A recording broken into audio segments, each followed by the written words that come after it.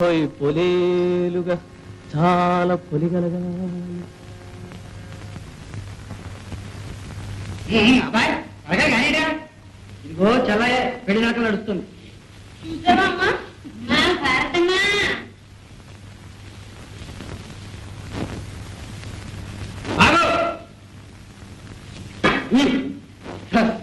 బెదరకొచ్చావే పోలగా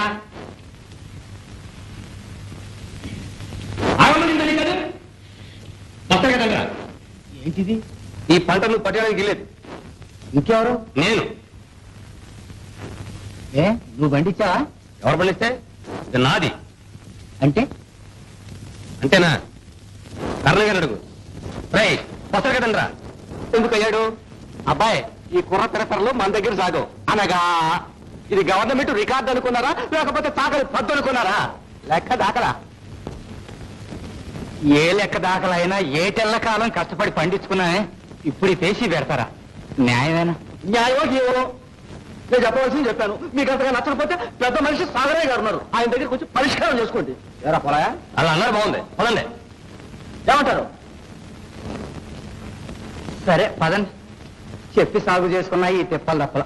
అక్కడికి ఎందుకున్నానా పిల్లితో కోర్టు ఇచ్చినట్టు ఎక్కడికి వెళ్తే ఎరా సాగరయ్య గారు మాత్రం మనం చేసుకున్న భూమిని కాదంటారా? ఇంత అన్నాయమా? కమలరా చూసావా భూసాయ దీపారం పోలాయి పేరున ఉందంట. సాగరయ్య గారి దగ్గరికి తీర్పుకి వెళ్తున్నాం.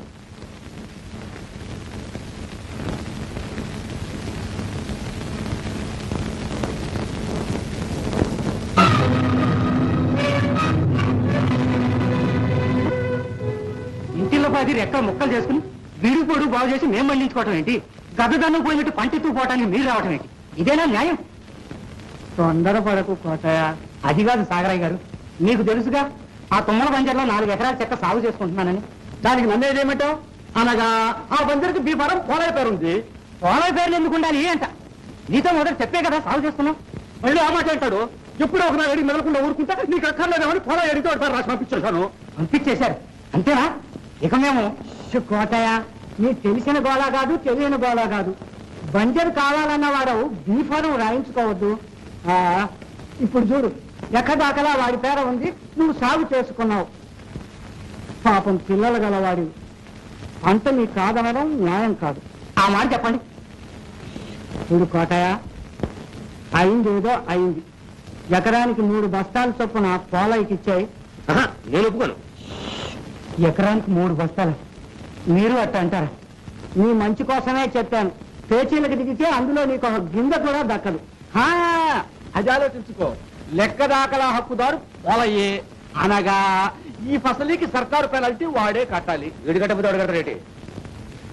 ఆ పెనాల్టీ ఏదో నేనే కట్టుకోపోయానా? అదిగో ఆ మరత పేచీలే వద్దన్నాను. అలా అయితే మొదటికే మోసం వస్తుంది. నీ ఇష్టం వెళ్ళు. నీ అని కనికరిస్తే నేను మాత్రం ఏమన్నాను? ఏమన్నా లాభం లేదు. వాడి 12 బస్తాలు వాడికి ఇవ్వడం, లేకపోతే వాడి పని వాడు చేయడం అంతే. ఆలోచించుకో. ఆలోచించేదేముంది? నీ ఇష్ట ప్రకారమే కానివ్వండి. సదియ్యా ఏరా సరేనా? మీ మాటకు అడ్డడి కానీ బాబు నాకే అన్యాయం జరిగిపోయింది.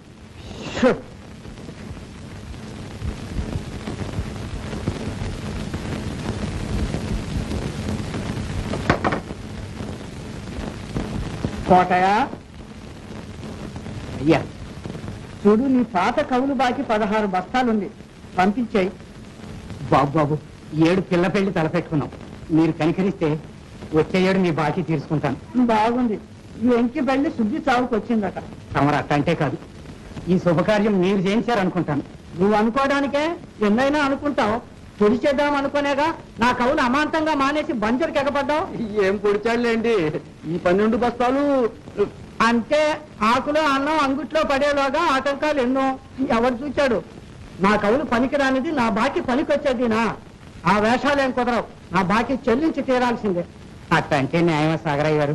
ఏ అన్యాయమా? అన్యాయపు సొమ్ముకు నేను ఎప్పుడూ ఆశపడను. నాకు ఆ శ్రీహరి ఇచ్చిందే చాలు. అవును కోటయ్య, నేను కాదన్నానా? ఈ పోలై పేసి లేకపోతే ఆ ధాన్యం తమకే ఇద్దాం అనుకున్నాను. జడయ్య నాన్నబిడితో అది వాడికి ఇవ్వమన్నందుకు ఇది నాకు శిక్ష అన్నమాట. మహా బాగుంది. సాగరయ్య గారు తమరట్టంటే నేను బతకగలనా? ఈ చేతులు రావు. మా పిల్ల పెళ్లి చేయించి ఈ పుణ్యం కట్టుకోండి. పోనీలేండి, ఏదో ప్రాధాయపడుతున్నాడు, ఈ ఏటికి సగం ఇచ్చుకుంటాడులేండి. సగమా? మంచి తీర్పే. కటాక్షించండి బాబు.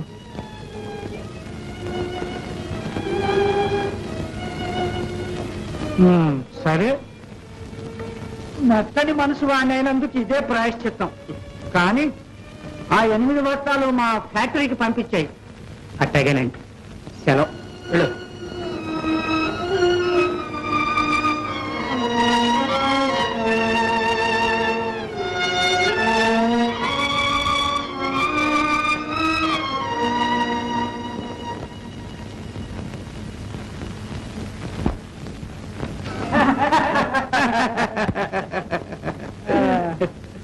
చూసావా సాంబయ్య, వీళ్ళ బంజర్ సాగు ఏం చేశామో ఇప్పుడు తెలిసిందా? పంట పండేదాకా ఎందుకు ఊరుకోమన్నాను?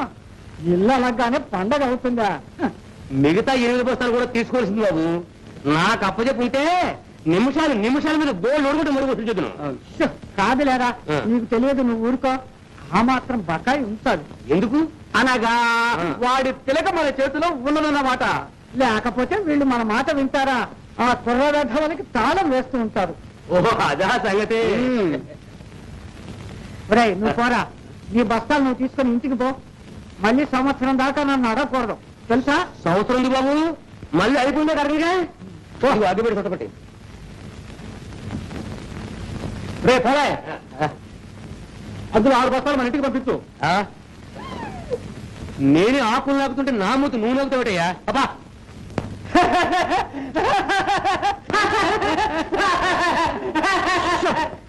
సాంబయ్య, అయ్యా, కొంప తీసి ఆ బంజర్ చెక్క సాగు రిజిస్టర్లోకి ఎక్కించావేమిటి?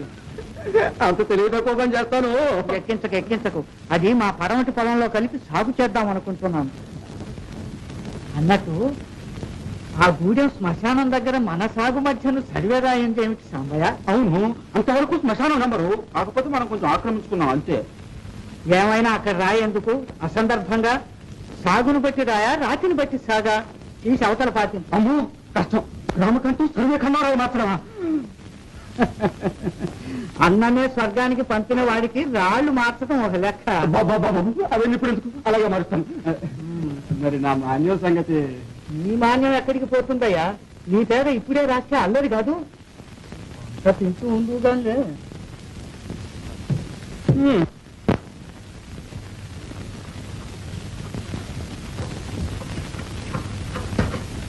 అంగట్లో తడేమి అని ఈ సాగరయ్య బాకీ కూడా ఇప్పుడే సాగరయ్య గారు అను.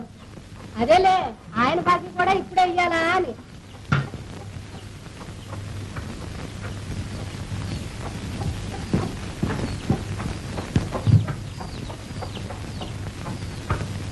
ఇంకా కోట సినిమాలు వస్తాడు, గట్టియప్పుడు ధాన్యం కలవదు. ఈగిపోతే ఊరుకుంటారంటరా? ఎద్దుకుంటూ కాకి ముద్ద. విద్యకి ఇచ్చిన తర్వాత ఎందుకు ఊరుకుంటారు? తీర్పు కూడా సాగర దగ్గర చేయడమయ్యా.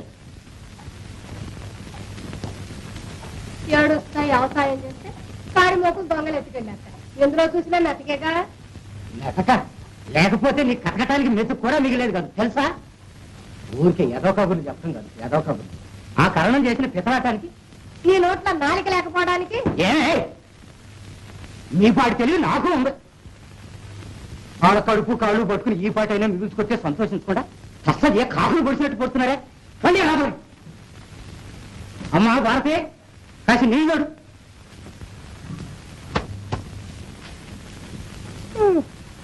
ఈయనగాచి నక్కల పాలు చేసినట్టు అయింది.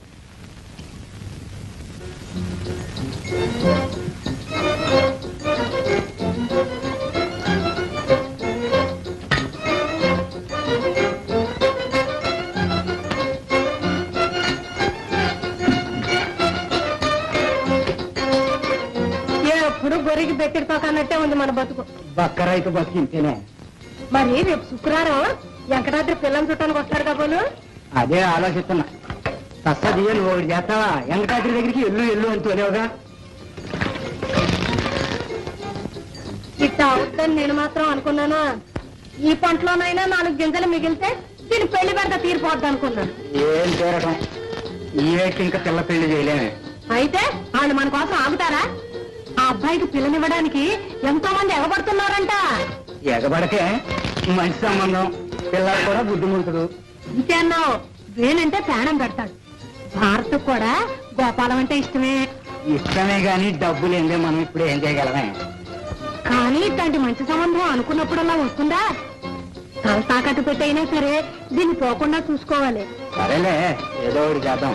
ఏదో ఒకటి కాదు, ఇదే చెయ్యాలి. అయ్యా